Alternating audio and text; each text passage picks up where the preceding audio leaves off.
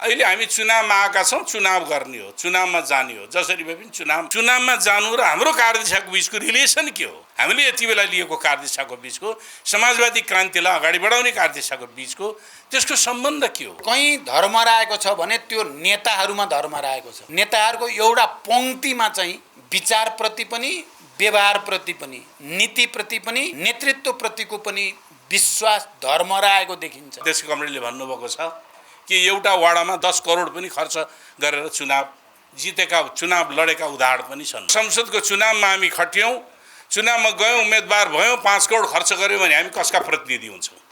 हामीलाई किसानले 5 करोड रुपियाँ दिएको हुन्छ, हामीलाई मजदुरले 5 करोड रुपियाँ दिन्छ, हामीले आफ्नै सम्पत्ति बेचेर 5 करोड खर्च गरेर हामी चुनाव लड्न सक्छौँ। अनि हामीले कसैसँग माग्नु पर्दछ, त्यो तस्कर होला, त्यो चाहिँ कुनै यो होला, अनि त्यसको पैसाले हामी चुनाव जित्यौँ भने हामी कसका प्रतिनिधि हुन्छौँ, हामी कता जान्छौँ भन्ने कुरा यसले निर्धारण गर्छ। नेताहरू एक ढिक्का भएर जाने हो भने जनता जुरुक्कै उठ्ने स्थिति अहिले पनि देख्छु म। मेरो चुनौती नेताहरूलाई के गरी मिलाउने भन्ने चुनौती आजको सबभन्दा ठुलो चुनौती भएको मैले देख्छु। हाम्रो क्रान्तिकारी आदर्श बच्छ कि बच्दैन, बचाउन सक्छ कि सक्दैनौँ, साँच्चै हामी समाजवादी क्रान्तिको दिशामा हामीले पार्टीलाई लैजान सक्छौँ कि सक्दैनौँ भन्ने कुराहरूको पनि हाम्रो आफ्नै पनि पहिचान। हामी सांस्कृतिक रूपान्तरण बारेमा छलफल चलाउँदैनौँ पार्टीभित्र, क्रान्तिकारी आदर्शका बारेमा हामी पार्टीभित्र छलफल चलाउन छुटिसक्यो। वर्ग र वर्ग सङ्घर्षका कुराहरू भन्दा पनि हामी निर्वाचन र सम्पर्क सम्बन्ध अनि पार्टी अथवा सङ्गठनलाई कहाँ पैसा आउँछ, कहाँ ठेकेदार, कहाँ के छ आदि कुराहरूको बारेमा बढ्ता चर्चा हुन थाल्छ। साँच्चै हाम्रो पार्टीका निम्ति एउटा गम्भीर प्रश्नहरू उठिरहेको मैले महसुस गरिरहेको छु। यसले हाम्रो पार्टीलाई कहाँ लान्छ भन्ने कुराहरूको बारेमा पनि गम्भीर चिन्ताको विषय छ। अरू पार्टीका बुद्धिजीवीहरू, नेता कार्यकर्ताहरू पार्टीमा प्रवेश गरेका छन्। हाम्रै पार्टीका नेताहरू एकले अर्कालाई के गरी चाहिँ खुट्टा तान्ने हो, के गर्ने, हराउने हो भन्नेमा फेरि तछाड र मछाड मारामार। अहिले हामीले छानबिन समिति बनाउनु पर्ने, नेताहरूको लागि छानबिन समिति। एकपटक त उहाँले एउटा दस्तावेज केन्द्रीय समितिको बैठकमा पेश गर्नुभएको छ। नेपाली कम्युनिस्ट आन्दोलनको त्योभन्दा आत्मालोचना गरेको, पार्टी आफैमाथि आगो लगाएको दस्तावेज कुनै पनि छैन। यस्तो पार्टी चलाइरहनुभन्दा त बरु विघटन गर्नु बेस छ भन्ने खालको पनि उहाँले व्यक्त गर्नुभएको। नेताहरू मात्रै मिलाउन सक्ने र एक ढिक्का भएर यो पार्टीलाई फेरि नेतृत्वमा स्थापित गर्ने भन्ने हो भने जनतामा दुःख छैन। विचार र राजनीतिक मुद्दामा निकट भएका शक्तिहरूलाई लिएर जानु छ, त्यो गठबन्धनलाई अगाडि बढाउनु छ र अन्ततः लेफ्ट मुभमेन्टलाई सही विचारका आधारमा एक ठाउँमा केन्द्रित गर्ने रणनीति पनि हामीले छोड्न हुने भएको छैन। हामी विचार, दृष्टिकोण र आदर्शमा, चरित्रमा स्खलित भएका छौँ। कम्युनिस्ट क्रान्तिकारी चरित्रभन्दा हाम्रो बुर्जुवा चरित्रमा रूपान्तरण हुन थालेका कारण अहिले पनि माओवादी पार्टी, माओवादी नेतृत्वप्रतिको भरोसा र विश्वास टुटेको छैन।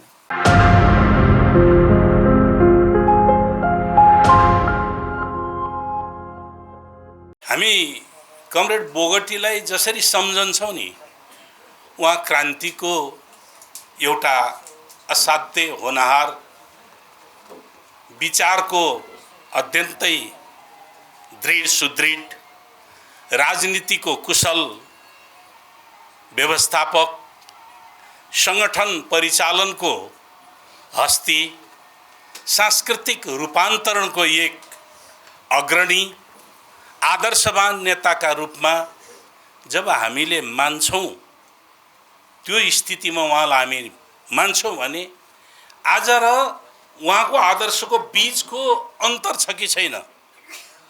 उहाँले देखाउनु भएको, उहाँले अङ्गीकार गर्नुभएको आदर्श र आजको हामीले फलो गरिरहेको नेपाली कम्युनिस्ट आन्दोलन र त्यसको क्रान्तिकारी चरित्र, हाम्रा आचरणहरूका बीचमा के छ अन्तर, हामीले त्यो मूल्याङ्कन गरेर त्यसको बारेमा अध्ययन अनुसन्धान गर्नु जरुरी छ भने मैले कमरेड बोगटी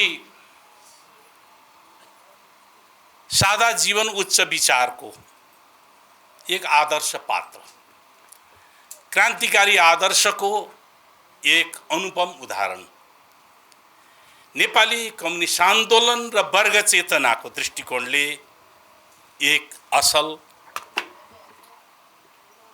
शिक्षक, जसले नेपाली कम्युनिस्ट आन्दोलनलाई वास्तविक धरातलीय यथार्थबाट वर्ग मुक्तिको लागि उहाँले आफूलाई जीवन समर्पण गर्नुभएको थियो। हामी कहिलेकाहीँ पदावलीको प्रयोग गर्ने बेलामा हामी अलौकिक पदावली प्रयोग गर्छौँ। दिवंगत यो कम्युनिस्टहरूले प्रयोग गर्ने शब्द होइन, देवताको अङ्ग बन्न जाँदैन के। भौतिक संसारमा लडाइँ लड्छ, भौतिक संसारमै विलय हुन्छ। हामी स्वर्गीय भन्छौँ कहिलेकाहीँ, परिकल्पना हामीसँग स्वर्गमा गयो भनेर सोचिदिन्छौँ, त्यो होइन। उसले यही भौतिक जगतको रूपान्तरणको निम्ति मृत्यु भयो, देहावसान भयो। हामीले शब्दहरूको प्रयोग पनि हामीले ठिक ढङ्गले गर्नुपर्छ। अब उहाँका बारेमा हामीले चाहिँ धेरै अहिले यो आज प्रतिष्ठानको वार्षिक साधारण सभा भएका कारणले धेरै उहाँका बारेमा व्याख्या विश्लेषण गर्ने भन्दा धेरै व्याख्या भन्दा एउटा काम सबभन्दा राम्रो, सबभन्दा महत्त्वपूर्ण हुन्छ नि।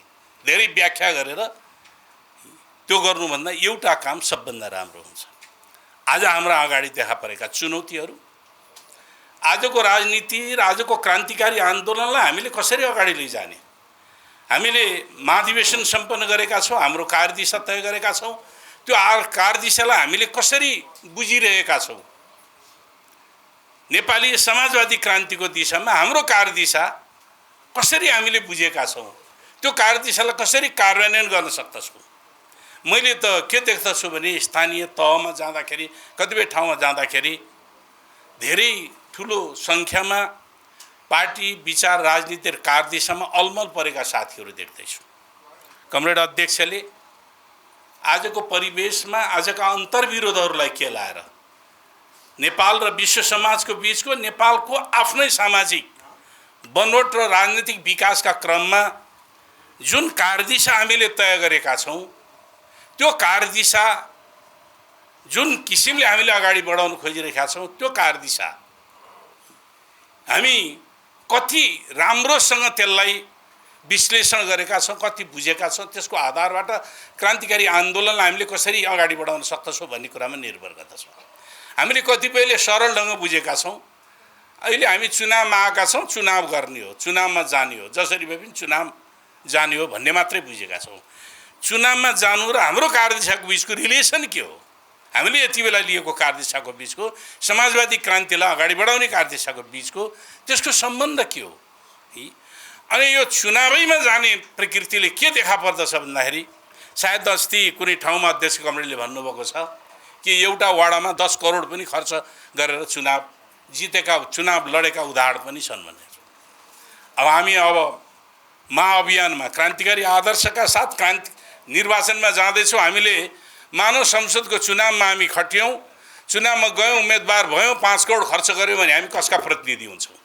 हामीलाई किसानले 5 करोड रुपियाँ दिएको हुन्छ, हामीलाई मजदुरले 5 करोड रुपियाँ दिन्छ, हामीले आफ्नै सम्पत्ति बेचेर 5 करोड खर्च गरेर हामी चुनाव लड्न सक्छौँ। अनि हामीले कसैसँग माग्नु पर्दछ, त्यो तस्कर होला, त्यो चाहिँ नि कुनै यो होला, अनि त्यसको पैसाले हामी चुनाव जित्यौँ भने हामी कसका प्रतिनिधि हुन्छौँ। यो हाम्रो अगाडिको सबभन्दा ठुलो नैतिक सङ्कट देखा पर्दैछ। हामी कता जान्छौँ भन्ने कुरा यसले निर्धारण गर्छ। हामी कसका प्रतिनिधि बन्छौँ, कसका नेता बन्छौँ भन्ने कुरा यसले निर्धारण गर्दछ। हो, यो स्थिति हाम्रो क्रान्तिकारी आदर्श बच्छ कि बच्दैन, बचाउन सक्छ कि सक्दैनौँ, साँच्चै हामी समाजवादी क्रान्तिको दिशामा हामीले पार्टीलाई लैजान सक्छौँ कि सक्दैनौँ भन्ने कुराहरूको पनि हाम्रो आफ्नै पनि पहिचान हो। अहिले विचार दृष्टिकोणमा बहुत कम र दैनन्दिन राजनीतिमा बढी भएको हाम्रो चाहिँ नि चलन छ। हामी सांस्कृतिक रूपान्तरणका कुरा गर्छौँ। सांस्कृतिक रूपान्तरण भयङ्कर चुनौतीको विषयवस्तु हुनेछ, भयङ्कर। मैले त यति जटिल देखिरहेको छु। हामी सांस्कृतिक रूपान्तरण बारेमा छलफल चलाउँदैनौँ पार्टीभित्र। क्रान्तिकारी आदर्शका बारेमा हामी पार्टीभित्र छलफल चलाउन छुटिसक्यो। वर्ग र वर्ग सङ्घर्षका कुराहरू भन्दा पनि हामी निर्वाचन र सम्पर्क सम्बन्ध अनि पार्टी अथवा सङ्गठनलाई कहाँ पैसा आउँछ, कहाँ ठेकेदार, कहाँ के छ आदि कुराहरूको बारेमा बढ्ता चर्चा हुन थाल्दछ। यो साँच्चै हाम्रो पार्टीका निम्ति एउटा गम्भीर प्रश्नहरू उठिरहेको मैले महसुस गरिरहेको छु। यसले हाम्रो पार्टीलाई कहाँ लान्छ भन्ने कुराहरूको बारेमा पनि गम्भीर चिन्ताको विषय छ। मलाई विश्वास छ अध्यक्षले पटक पटक यस्तै फोरममा भन्नुभएको छ, हाम्रो पार्टी त पुँजीपति वर्गको जस्तो पनि छैन भन्नुहुन्छ, हाम्रो पार्टी त बुर्जुवाहरूको जस्तो पनि छैन। किन छैन भन्दाखेरि उहाँले दस्तावेजमा धेरै पटक उल्लेख गर्नुभएको छ। एकपटक त उहाँले एउटा दस्तावेज केन्द्रीय समितिको बैठकमा पेश गर्नुभएको छ। नेपाली कम्युनिस्ट आन्दोलनको त्योभन्दा आत्मालोचना गरेको पार्टी आफैमाथि आगो लगाएको दस्तावेज कुनै पनि छैन। मैले नेपाली कम्युनिस्ट आन्दोलनमा त्यो वस्तु छैन। हामी बिग्रियौँ, सिद्धियौँ, खत्तम भयो। यही सिलसिलामा यस्तो पार्टी चलाइरहनुभन्दा त बरु विघटन गर्नु बेस छ भन्ने खालको पनि उहाँले व्यक्त गर्नुभएको थियो। किन होला, किन व्यक्त, हाम्रो लिडरसिपले किन त्यसरी व्यक्त गर्दछ त? हामी विचार, दृष्टिकोण र आदर्शमा चरित्रमा स्खलित भएका छौँ। कम्युनिस्ट क्रान्तिकारी चरित्रभन्दा हाम्रो बुर्जुवा चरित्रमा रूपान्तरण हुन थालेका कारणले यो चिन्ता व्यक्त गरेको पार्टी निर्माणको सम्बन्धमा हामीले बोगटीलाई सम्झिँदाखेरि हामीले पार्टी कस्तो बनाउने भन्ने कुरा हेर्ने कि नहेर्ने, कुन वर्गको मुक्तिको निम्ति बोगटीले यो पार्टी जीवनमा चाहिँ आफूलाई समर्पित गर्नुभएको थियो भन्ने कुरा हेर्ने कि नहेर्ने होइन। एक दिन हो यो हामीले प्रतिष्ठान बनाएका छौँ, प्रतिष्ठानलाई कसरी पैसा जुटाउने, यसबाट कसरी काम गराउने, कसरी विकास निर्माण गर्ने भन्ने कुरोले मात्रै हुँदैन होला। सबभन्दा मेजर पार्ट हो विचार, दृष्टिकोण र क्रान्तिकारी आदर्श र चरित्रको निर्माण र त्यो सहितको सामाजिक दायित्वहरू निर्वाह गर्ने प्रश्न हुन्छ। त्यसकारणले मैले यो प्रतिष्ठानले त्यो दिशामा 7औं साधारण सभा, वार्षिक साधारण सभाको पूर्ण सफलताको निम्ति हार्दिक शुभकामना पार्टीको तर्फबाट व्यक्त गर्न चाहन्छु। यहाँ धेरै कुरा पूर्ववक्ता साथीहरूले राखिसक्नु भएको छ कमरेड पोस्ट बहादुर बोगटीको बारेमा र यो स्मृति प्रतिष्ठानले के कस्ता कामहरू गरेर कमरेड पोस्ट बहादुर बोगटीको योगदानको, उहाँको नेपाली कम्युनिस्ट आन्दोलन, नेपालको सामाजिक रूपान्तरण, राजनैतिक आन्दोलनमा जुन उचाइ उहाँले हासिल गर्नुभएको छ त्यो उचाइलाई ठिक ढङ्गले स्थापित गर्ने कुरा, उहाँका विचारहरूलाई ठिक ढङ्गले जनतामा सम्प्रेषित र स्थापित गर्ने कुरा र उहाँ जसरी श्रमजीवी वर्गको मुक्तिको निम्ति भनेर जीवन पर्यन्त उहाँ निष्ठापूर्वक लागिराख्नुभयो, उहाँका कर्महरूद्वारा जनतालाई सेवा गर्ने कुरा मलाई लाग्छ प्रतिष्ठानले बढी ध्यान दिनुपर्ने कुराहरू यिनीहरू नै हुन्। मलाई खुसी छ कि यस बीचमा प्रतिष्ठानले कमरेड पोस्ट बहादुर बोगटीका विचार र योगदानहरूलाई अगाडि बढाउने क्रममा मूलभूत रूपमा ठिक ढङ्गले नै पहल गरेको मैले देख्छु। चाहिँ उहाँका आदर्शहरूलाई अगाडि बढाउने सन्दर्भमा प्रतिष्ठानले विविध कार्यक्रमहरू जे जति गर्यो, केही कार्यक्रमहरूमा म आफै प्रमुख अतिथि भएर सहभागी पनि भएको छु र ती कार्यक्रमहरू हेर्दा प्रतिष्ठानले आफ्नो क्षमताले भ्याएसम्म कमरेड पोस्ट बहादुर बोगटीको ओज र गरिमालाई ठिक ढङ्गले नै अगाडि बढाउने जमर्को गरेको मैले पाएको छु। त्यसकारण म प्रतिष्ठानका अध्यक्ष कमरेड हितराज पाण्डे लगायत प्रतिष्ठानका सबै पदाधिकारीहरू, साधारण सदस्य सबैलाई पनि हार्दिक धन्यवाद भन्न चाहन्छु। तपाईहरूले मूलभूत रूपमा ठिक दिशामा नै काम गर्नुभएको छ र आउने दिनमा पनि अघि कमरेड लीलामणि पोखरेलले भने जस्तै मुख्यतः विचारलाई, राजनीतिलाई, संस्कृतिलाई र उहाँले त्यसप्रति देखाएको निष्ठालाई अगाडि बढाउने कुरा पहिलो प्राथमिकतामा पर्नुपर्दछ। त्यसै गरी हामी अहिले क्रान्तिको जुन नयाँ प्रक्रियामा हामी प्रवेश गरेका छौँ त्यसको निम्ति हामीले भनेका छौँ श्रम, उत्पादन र सांस्कृतिक रूपान्तरणको एउटा अभियानद्वारा नयाँ समाजको भ्रूण फेरि हामीले तलैदेखि बसाएर लानुपर्दछ भन्ने सङ्कल्प हामीले गरेका छौँ। हामी सबैलाई थाहा छ हाम्रो पार्टीको 8औं राष्ट्रिय महाधिवेशनले आजको विश्व परिस्थिति, आजको पुँजीवादको स्थिति, आजको श्रमजीवी वर्गको स्थिति, आजको विज्ञान प्रविधि, पर्यावरण, मौसम परिवर्तन, यी सबै कुराहरूको समग्रतामा अब कम्युनिस्ट पार्टीले कस्तो विचार, कस्तो रणनीति, कस्तो कार्यनीति अपनाउनु पर्छ भन्ने कुराको दिशा निर्देश गर्ने जमर्को गरेको छ 8औं महाधिवेशनले। त्यो पनि गम्भीर बहस छलफलपछि सर्वसम्मत निर्णयद्वारा हाम्रो पार्टीको आउने दिनको विचार, रणनीति, कार्यनीतिको खाका यो हो भन्दै अझ यसलाई विकसित गर्नको लागि हामीले विशेष महाधिवेशन छिटै आउने चुनावपछि अर्को महाधिवेशन विशेष महाधिवेशन गर्ने र त्यसलाई अझ विकसित र परिमार्जित गर्ने भनिएको छ। त्यसकारण प्रतिष्ठानका सबै पदाधिकारीहरूले पार्टीको यो नयाँ विचार, पार्टीका नयाँ चाहिँ कार्यदिशा र नयाँ कार्यक्रमलाई दृष्टिगत गरेर तिनलाई विचार गरेर नै यसले प्रतिष्ठानले पनि आफ्नो नीति योजना र कार्यक्रम अगाडि बढाउन आवश्यक छ। म के विश्वास गर्छु भने यो साधारण सभाबाट बन्ने नयाँ नेतृत्व, नयाँ पदाधिकारीहरूले पनि यिनै विषयहरूलाई केन्द्रबिन्दुमा राखेर कमरेड पोस्ट बहादुर बोगटीको ओज र गरिमालाई अझ माथि उठाउने हिसाबले कामहरू गर्नुहुनेछ भनेर पनि म अग्रिम शुभकामना पनि आउने पदाधिकारीहरूलाई पनि दिन चाहन्छु। त्यसरी मात्रै हामीले यो प्रतिष्ठान गठन गर्नुको औचित्य, कमरेड पोस्ट बहादुर बोगटीका योगदानहरूलाई अगाडि बढाउने कुराको औचित्य सिद्ध गर्न सक्छौँ। त्योभन्दा बाहिर गएर हामीले त्यसो गर्न सक्दैनौँ। अहिले कता कता अघि यहाँ आइ पनि सक्यो हामीले अगाडि सारेको विचार, राजनीतिक कार्यदिशा र हाम्रा आचरण, दैनिक आचरणहरूको बिचमा एउटा अन्तर्विरोधको स्थिति देखा परेकै छ। हाम्रो विचारले र कार्यदिशाले, हाम्रो कार्यक्रम र त्यसको रूपरेखाले पार्टीबाट, सङ्गठनबाट, विभिन्न त्योसँग रिलेटेड सङ्घ संस्थाहरूबाट एक खालको आचरणको माग, एउटा त्याग, तपस्या र बलिदानको माग गरेको छ। तर हाम्रा दैनिक क्रियाकलाप भने असाध्य धेरै आत्मकेन्द्रित, अलि धेरै नै व्यक्तिवादी, अलि धेरै नै स्वार्थ केन्द्रित हुन थालेका छन्।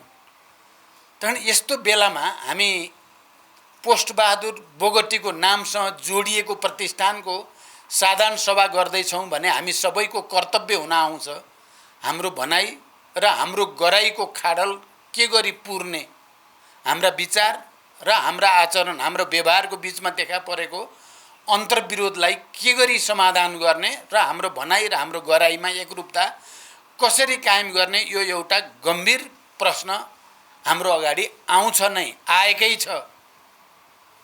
मैले अहिले धेरै लामो व्याख्या गर्नु छैन। कमरेड पोस्ट बहादुर बोगटीले जस्तो जीवन जिउनु भयो र जस्तो मृत्यु चाहिँ उहाँले पाउनु भयो, यो दुईटैको आफ्नै विशेषता छन्, आफ्नै मौलिकता छन्। सरलता, पारदर्शिता, सबैसँग मिलनसार रूपले घुलमिल हुन सक्ने अभूतपूर्व क्षमता, जहाँ अप्ठ्यारो छ पार्टीको काम त्यही ठाउँ रोज्ने उहाँको प्रवृत्ति, अप्ठ्यारो मलाई दिए हुन्छ भन्ने गर्नुहुन्थ्यो। पार्टीका सबै ठाउँमा जहाँ जटिल समस्याहरू पैदा हुन थाल्थे, कमरेड पोस्ट बहादुर बोगटी त्यही क्षेत्रमा जानुहुन्थ्यो, त्यहीँको नेतृत्व गर्नुहुन्थ्यो। समस्यालाई विविध रूपले समाधान गर्नुहुन्थ्यो। सबै प्रवृत्तिहरूलाई कुनै न कुनै रूपले उहाँले तालमेल गर्ने, सामञ्जस्य कायम गर्ने र समस्यालाई समाधान गरेर जानुहुन्थ्यो। यो खालि क्षेत्र र तलको मात्रै कुरा होइन, माथि लिडरहरूको बिचमा नै हुने अन्तर्विरोधहरूलाई पनि सहजीकरण गर्न सक्ने, त्यसलाई समाधानमा चाहिँ योगदान गर्न सक्ने अभूतपूर्व असाधारण खालको क्षमता थियो। उहाँ धेरै पढेको चाहिँ त्यस्तो एकाडेमिक विद्वान पनि होइन, तर उहाँमा त्यो अद्भुत क्षमता थियो। उहाँले धेरै पढेका ठुल्ठुला विद्वानहरू, डाक्टरहरू, वैद्यहरू सबैलाई पनि आफ्नो त्याग, आफ्नो सङ्कल्प, आफ्नो अनुभव र क्षमताद्वारा प्रभावित गर्न सक्ने विचित्रको क्षमता उहाँमा थियो। त्यो गुण थियो उहाँमा। अब हामीले जति बेला पोस्ट बहादुर बोगटीको स्मृति दिवस मनाउँछौँ या स्मृति प्रतिष्ठानका कार्यक्रमहरू गर्छौँ या आउने दिनमा गर्ने अरू विचारसँग सम्बन्धित, भौतिक पूर्वाधारसँग सम्बन्धित, उत्पादनसँग सम्बन्धित, श्रमसँग सम्बन्धित या जनपरिचालनसँग सम्बन्धित जे जति क्रियाकलापहरू हामी गर्छौँ, त्यति बेला हामीले उहाँका यी गुणहरूलाई ध्यान दिनै पर्ने हुन्छ र यी गुणहरूबाट सिक्ने हामीले पनि सङ्कल्प गर्नै पर्ने हुन्छ। उहाँ हामी बीच हुनुहुन्न, अहिले हामी प्रतिष्ठानको पनि 7औं वार्षिक साधारण सभा मनाउँदैछौँ र हामी वर्षेनी उहाँलाई स्मृति दिवस मनाएर उहाँका गुणहरूको बारे चर्चा परिचर्चा गर्ने गरेका छौँ र पार्टीलाई त्यो दिशामा रूपान्तरण गर्ने जमर्को हामीले गरिराखेकै छौँ। थुप्रै चुनौतीका बावजुद एउटा के कुरा साँचो हो भने हामी कहाँ कमरेड पोस्ट बहादुर बोगटी या कमरेड निर्मल लामा या कमरेड नरबहादुर कर्मचारी या कमरेड सुरेश वाग्ले बासु या त्यस्ता हजारौं शहीदहरू जसले देश जनताको लागि पार्टी र क्रान्तिको लागि आफ्नो सम्पूर्ण त्याग गर्न हाँसी हाँसी तयार हुनुभयो। त्यस्ता हजारौं हाम्रा अग्रजहरू हाम्रो पार्टीमा छन्। यो पार्टीमा मात्रै छन्। त्यति धेरै अगुवा, त्यति आदर्शद्वारा उत्प्रेरित त्याग र बलिदानका कीर्तिमानहरू कायम गर्न सक्ने यो सङ्ख्यामा शहीदहरू, बेपत्ता योद्धाहरू, घाइते अपाङ्गहरू भएको पार्टी नेकपा माओवादी केन्द्र मात्रै हो। त्यसकारण यो पार्टी ती सबै महान शहीदहरू, ती सबै दिवंगत नेता कार्यकर्ताहरू जो हामीसँग हुनुहुन्न, ती सबैको ऋण हाम्रो काँधमा छ। त्यसकारण हामीले पार्टीका बैठकहरूमा, सम्मेलनहरूमा, महाधिवेशनहरूमा हामीले वैचारिक ढङ्गले क्रान्तिकारी विचारलाई नै अङ्गीकार गर्ने र त्यही विचारको आधारमा समाजवादी क्रान्तिको बाटोमा अगाडि बढ्ने सङ्कल्प गर्दै आएका छौँ। र यसरी सङ्कल्प गर्ने पार्टी पनि अहिले देशमा नेकपा माओवादी केन्द्र मात्रै हो, वैचारिक ढङ्गले सङ्कल्प गर्ने। तर जस्तो कि हामीले भन्यौँ, हाम्रा व्यवहार आचरण चाहिँ त्यस अनुकूल भएका छैनन्। कहीँ न कहीँ आचरण र व्यवहारमा विचलनका सङ्केतहरू गम्भीर रूपले देखिएका छन्। हामीले पार्टीका बैठकहरूमा त्यसको अनुभूत गर्छौँ, हामीले निर्वाचनमा त्यस्तो अनुभूत गर्छौँ, हामीले जनपरिचालनका कार्यक्रमहरूमा त्यस्तो अनुभूत गर्छौँ। निर्वाचनको क्रममा तपाईँ हामीलाई थाहा छ, हामीले माथि बसेर हिसाब गर्दै गर्दा स्थानीय तहको निर्वाचनमा हामी देशको दोस्रो पार्टी बन्ने ठाउँमा थियौँ, छौँ र हामीले मूल्याङ्कन गर्दा सबैतिरको हिसाब गर्दा हामी 175 वरिपरि चाहिँ हामी जित्छौँ भन्ने नै हिसाब देखिन्थ्यो। र त्यो हिसाब हामीले मनोगत गरेको पनि होइन। हामीले 74 को निर्वाचनमा स्थानीय तहमा जितेका हाम्रा स्थानीय तहलाई मात्रै बचाउन सकेको भए हामी 175 वरिपरि हुन्थ्यौँ र हामी देशको दोस्रो ठुलो पार्टी र कम्युनिस्ट आन्दोलनको पहिलो पार्टी अहिले नै बनिसकेका थियौँ। तर दुर्भाग्य हामीले झन्डै 50 भन्दा बढी पहिला निर्वाचनमा जितेका आधारहरू हाम्रा गुमे। अर्को दुर्भाग्यपूर्ण कुरा के हो भने त्यहाँ आधार हाम्रो गुमेको हाम्रो जनमत खस्किएर होइन। जनमतै खस्केको, जनतामा हामी प्रतिको आकर्षण घटेर हामीले हाम्रो चाहिँ सिट गुमेको भए हामीले कमजोरी गऱ्यौँ, जनताले साथ दिएनन् भन्न हुन्थ्यो। जनताको साथ समर्थन रह्यो, तर पार्टीभित्रकै अन्तर्विरोधका कारण, एकले अर्कालाई हराउन चाहिँ जनतालाई नै विभाजित गर्ने ढङ्गले गएकै कारणले हामीले 50 भन्दा बढी हामीले जितेका गुमाएका छौँ। अहिले अब अर्को निर्वाचन आउँदैछ प्रदेश र सङ्घको। हामीले प्रदेश र सङ्घको निर्वाचनमा पनि अहिले जुन आकर्षण माओवादी केन्द्रप्रति देखा परेको छ त्यसलाई बचाउन सक्यौँ। जनमत जस्तो देखा परेको छ र एकता प्रक्रियामा अहिले फेरि पूर्व माओवादी र अरू कम्युनिस्ट घटकहरूबाट माओवादीमा आउने जुन एउटा लहर जस्तै चलेको छ, दिनदिनै ठुलै सङ्ख्यामा अब त समूहगत रूपमा पनि एकता हुने कुरा कतिपयसँग अन्तिम चरणमा पुगेको पनि छ। यो सबैलाई बचाउन सक्यौँ भने हामी फेरि लेफ्ट मुभमेन्टको, वामपन्थी आन्दोलनको पहिलो पार्टी बन्ने पुरै सम्भावना छ। त्यसकारण आज हामी यो स्मृति प्रतिष्ठान पोस्टबहादुरको वार्षिक साधारण सभामा उपस्थित छौँ र हामीले केही सङ्कल्प गर्दैछौँ भने आउने प्रदेश र सङ्घमा पार्टीलाई एकताबद्ध गर्ने, नेतृत्वदेखि कार्यकर्ता पङ्क्तिसम्म जनमतलाई त्योसँग जोड्ने र दृढताको साथ अगाडि बढ्ने गर्यो भने फेरि देशको नेतृत्व यो पार्टीले गर्ने ठाउँमा पुग्ने प्रष्ट सम्भावना देखा पर्छ। त्यही कारण हामीले आज यो सङ्कल्प पनि लिनु छ, किनभने यो परिवर्तन सानो दुःखले, सानो त्यागले, सानो बलिदानले आएको परिवर्तन होइन। अहिले संविधान सभाबाट सङ्घीय लोकतान्त्रिक गणतन्त्रको जुन संविधान छ हामीसँग, जसलाई परिमार्जन गर्ने कुरा पनि हामीले गरिरहेका हुन्छौँ, जसमाथि अलोकतान्त्रिक र असंवैधानिक प्रहार भयो भने त्यसको रक्षाको निम्ति हामीले सडक, सदन, सरकार सबैतिरको मोर्चा परिचालन गरेर हामी लड्यौँ, जित्यौँ पनि। यो पृष्ठभूमिमा आउने निर्वाचनमा हामीले फेरि एकचोटि यो परिवर्तनलाई अझ विकसित गर्ने, अझ परिमार्जित गर्ने, जनताको विकास र समृद्धिको आकाङ्क्षालाई सम्बोधन गर्ने, त्यो उद्देश्यको निम्ति हामीले यो पार्टीलाई एकताबद्ध गर्नु छ। सबै विचार र राजनीतिक मुद्दामा निकट भएका शक्तिहरूलाई लिएर जानु छ। यो गठबन्धन जो संविधानको रक्षा, गणतन्त्रको रक्षा, राष्ट्रियताको रक्षाको लागि भनेर बनेको हो, यो गठबन्धनलाई अगाडि बढाउनु छ र अन्ततः लेफ्ट मुभमेन्टलाई सही विचारका आधारमा एक ठाउँमा केन्द्रित गर्ने रणनीति पनि हामीले छोड्न हुने भएको छैन। त्यसकारण यी सबै विषयमा हामीले गम्भीरतापूर्वक ध्यान दिन जरुरी छ। कमरेडहरू, एउटा कुरा के भने, जनतामा चाहे ती देशभित्र रहेका जनता हुन् या देश बाहिर रहेका हाम्रा लाखौं युवाहरू हुन्, अहिले पनि माओवादी पार्टी, माओवादी नेतृत्वप्रतिको भरोसा र विश्वास टुटेको छैन।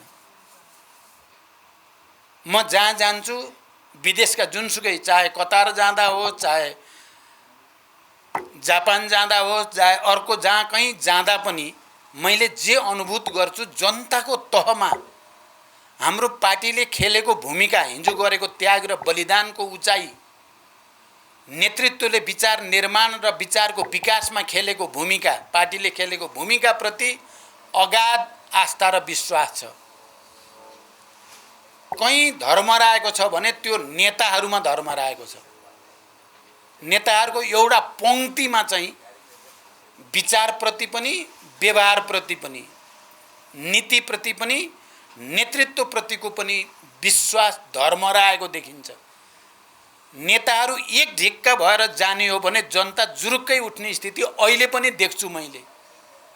त्यहाँ हाम्रो चुनौती, र म अध्यक्षको नाताले मेरो चुनौती नेताहरूलाई के गरी मिलाउने भन्ने चुनौती आजको सबभन्दा ठुलो चुनौती भएको मैले देख्छु। नेताहरू मात्रै मिलाउन सक्ने हो र एक ढिक्का भएर यो पार्टीलाई फेरि नेतृत्वमा स्थापित गर्ने भन्ने हो भने जनतामा दुःख छैन। तराई मधेसमा यो बीचमा हजारौंको संख्यामा अरू पार्टीका बुद्धिजीवीहरू, नेता कार्यकर्ताहरू पार्टीमा प्रवेश गरेका छन्। हाम्रै पार्टीका नेताहरू एकले अर्कालाई के गरी चाहिँ खुट्टा तान्ने हो, के गर्ने, हराउने हो भन्नेमा फेरि तछाड र मछाड, मारामार। अहिले हामीले अब छानबिन समिति बनाउनु पर्ने, नेताहरूको लागि छानबिन समिति, जनताको लागि छानबिन समिति होइन, बनाउनु पर्ने अवस्था पैदा भएको छ। त्यसकारण कमरेडहरू, हामीले कमरेड पोस्टबहादुर बोगटी जस्तो विचार र व्यवहार दुईटैमा निष्ठावान, इमानदार, सरल, पारदर्शी, मिलनसार नेताको नामको प्रतिष्ठानलाई सफल बनाउनको निम्ति यिनै चुनौतीको सामना गर्न हामी अगाडि जानु छ। म विश्वास गर्छु यो साधारण सभाले बनाउने नेतृत्व, नयाँ नेतृत्व, नयाँ नीति योजना कार्यक्रमले अर्को उचाइमा कमरेड पोस्टबहादुर बोगटीका योगदानलाई पुर्याउने छ भन्ने विश्वाससहित फेरि एकचोटि यसको सफलताको शुभकामना सहित बिदा हुन्छु। धन्यवाद। अभिवादन।